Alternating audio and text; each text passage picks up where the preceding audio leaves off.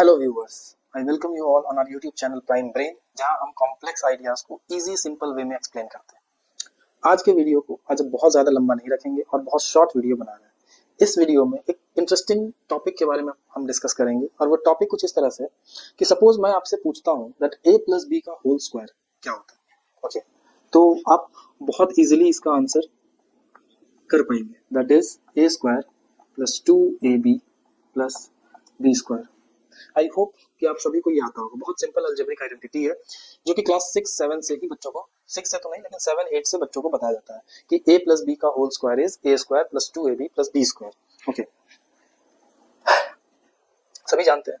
आपसे पूछा जाए कि a प्लस बी का होल क्यूब क्या होता है तो इट इज ऑब्वियस कि चलो 7 वाले बच्चे नहीं बता पाएंगे, बट 8th स्टैंडर्ड में या फिर 9th स्टैंडर्ड के जो बच्चे हैं वो एटलीस्ट इसका फॉर्मूला जानते हैं और वो जानते हैं कि a प्लस बी का होल क्यूब कैसे निकाला जा सकता है। तो वो बता सकते हैं बहुत easily, that is a cube plus 3a square B plus 3ab square plus b cube.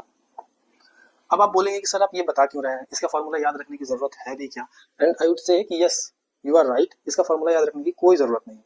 Okay, लेकिन मैथमेटिक्स क्या होता है? Mathematics is all about saving our time.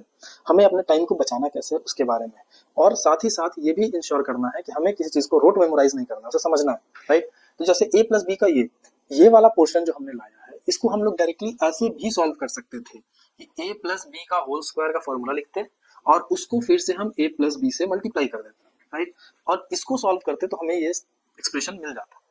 M I right? Okay, सो इतना करने में क्योंकि टाइम ज्यादा लगता है, टाइम कंजम्पशन ज्यादा होता है और साथ साथ में हमारा एनर्जी भी जाता है। ठीक है, अब मैं चूंकि बोल रहा हूँ कि मैथमेटिक्स हमारा टाइम और एनर्जी दोनों बचाता है, तो इसीलिए हमें ये याद रखना होता है।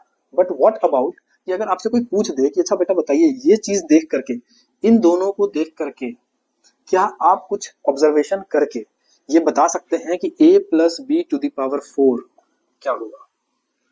विदाउट, इट इज ऑब्वियस कि मैं ये नहीं बोल रहा कि आपको ये करना है कि a प्लस बी का whole cube multiplied by a plus B, और आपको ये भी नहीं करना है कि a प्लस बी का whole square multiplied by a plus B का होल स्क्वायर।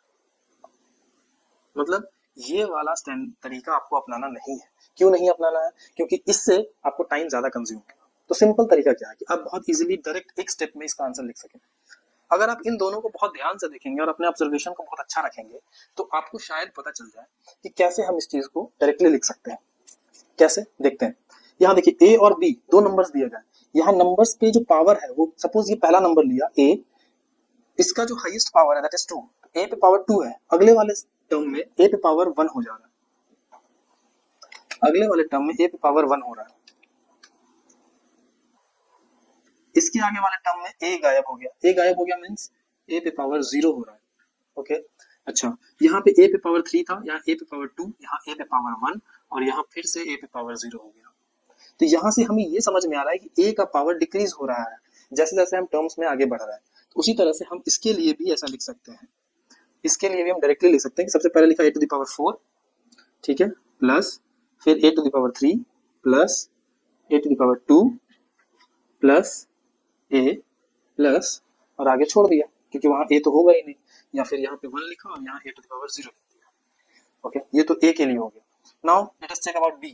b पे, यहाँ पे b पे कुछ भी नहीं है, इट मींस यहाँ b है नहीं, इसका मतलब ये है कि b पे पावर 0 होगा। यहाँ पे b पे पावर 1 है और b पे पावर 2 है, इट मींस कि b का जो पावर है वो इंक्रीज हो रहा है ग्रेजुअली। तो हम यहाँ पे वैसे ही लिख सकते हैं कि यहाँ b टू द पावर 0 लिख दिया, यहाँ b टू द पावर 1 हो गया, यहाँ b to the power 2, b to the power 3 and b to the power 4। I hope कि यहाँ तक में आपको कोई दिक्कत नहीं होगी। ओके, आप इन दोनों को ध्यान से देखें, वही सेम चीज यहाँ पे भी की गया है। a पे पावर 3, a पे पावर 2, a पे पावर 1, a पे पावर 0 और b पे, यहाँ पे b पे पावर 0 था, b पे पावर 1, 2, 3। ओके, और ये इंश्योर कीजिए कि यहाँ पावर 3 है तो यहाँ पे मैक्सिमम पावर 3 ही होगा।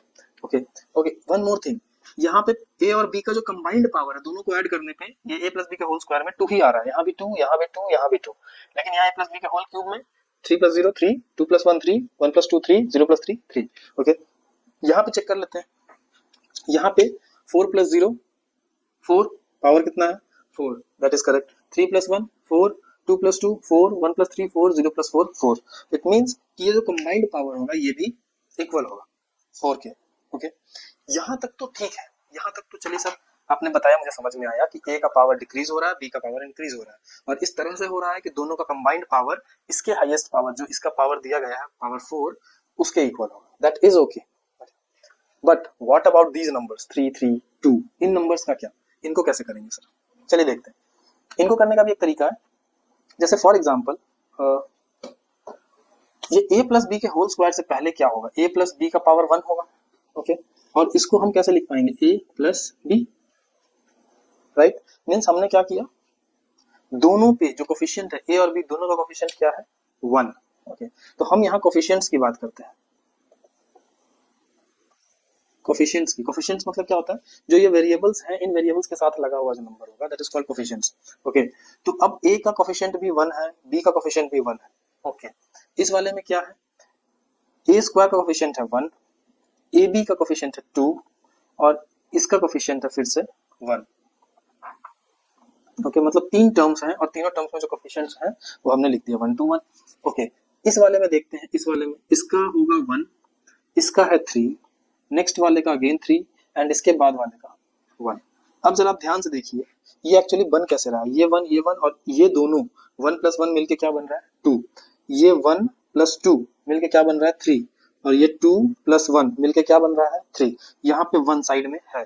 तो इसी हिसाब से क्या हम आगे बता सकते हैं कि क्या होगा, यहाँ 1 होगा और इन दोनों को ऐड करके 4, इन दोनों को ऐड करके 6 और इन दोनों को ऐड करके 4 और फिर यहाँ लास्ट में 1, don't you think so, right.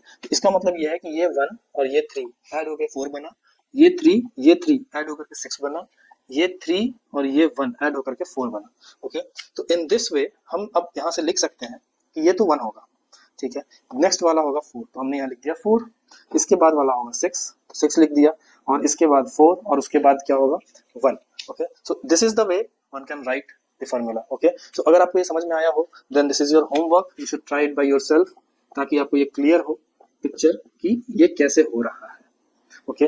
So this is your answer, और अगर आपने सॉल्व कर लिया है then kindly write in the comment section your answer, okay. And I believe कि आप इस चीज को अगर सीखे हैं, आपने समझा है कि कैसे ये अप्रोच हो रहा है, इस ऑब्जर्वेशन को अगर आपने पहले किया है then also you can mention in the comment section, if don't then you should try this question and write the answer in the comment section so that कि हम और आप दोनों आपस में डिस्कस कर सकें। सो this is all about for today and I believe कि आप हमारे साथ मैथमेटिक्स को एंजॉय कर रहे होंगे, सीख रहे होंगे, समझ रहे होंगे और साथ साथ में हमारे साथ ग्रो भी कर रहे होंगे। सो बने रहिए हमारे साथ, keep learning, keep growing with time brain and also help us grow by hitting the like and subscribe button to our channel. So thank you very much for today. Thank you very much.